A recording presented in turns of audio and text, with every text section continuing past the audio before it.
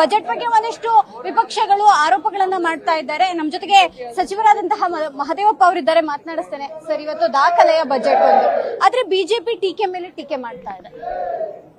BJP ಇರೋದೇ ಟೀಕೆ ಮಾಡೋದಕ್ಕೆ. ಇದೊಂದು ದಾಖಲೆ ಬಜೆಟ್ ಜೊತೆಗೆ ಒಂದು ಸುಸ್ಥಿರ ಅಭಿವೃದ್ಧಿಗೆ ಪೂರಕವಾಗಿರ್ತಕ್ಕಂಥ ಜನಪರವಾದಂಥ ಅಭಿವೃದ್ಧಿ ಪರವಾದಂಥ ಬಜೆಟ್. 18% ಹಳೆ ಸಾಲಕ್ಕೆ ಅಮೌಂಟ್ ಅನ್ನ ಇಟ್ಟಿದ್ದಾರೆ ಅನ್ನುವಂತಹದ್ದು ಅವ್ರ ಟೀಕೆ. ಸಾಲ ತಗೊಂಡ್ಮೇಲೆ ತೀರಿಸಬೇಕಲ್ವಾ?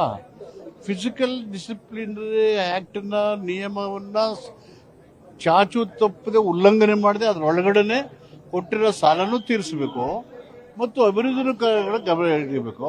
ಆ ರೀತಿ ಒಂದು ನೀರಾವರಿ, ಇನ್ಫ್ರಾಸ್ಟ್ರಕ್ಚರ್, ಸಮಾಜ ಕಲ್ಯಾಣ, ಆರೋಗ್ಯ ಮತ್ತು ಗ್ರಾಮೀಣಾಭಿವೃದ್ಧಿ, ಮಹಿಳೆ, ಲೇಬರ್, ದಲಿತರು, ಹಿಂದೂ, ಅಲ್ಪಸಂಖ್ಯಾತರು ಎಲ್ಲ ಹಿತವನ್ನು ಕಾಪಾಡುವಂತ ಒಂದು ಉತ್ತಮವಾದಂತ ಅಲ್ಪಸಂಖ್ಯಾತರ ಬಜೆಟ್ ಇದು ಅನ್ನುವಂಥದ್ದು ಅವ್ರ ಮಾತು.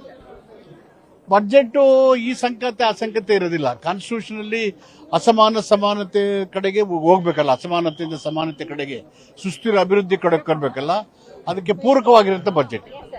ಇದಿಷ್ಟು ಮಹದೇವಪ್ಪ ಅವರ ಮಾತು. ಕ್ಯಾಮರಾಮನ್ ಸುಧೀರ್ ಜೊತೆ ದೀಪಾ ಕುಕ್ವಾಡ, ಪವರ್ ಟಿವಿ, ಬೆಂಗಳೂರು.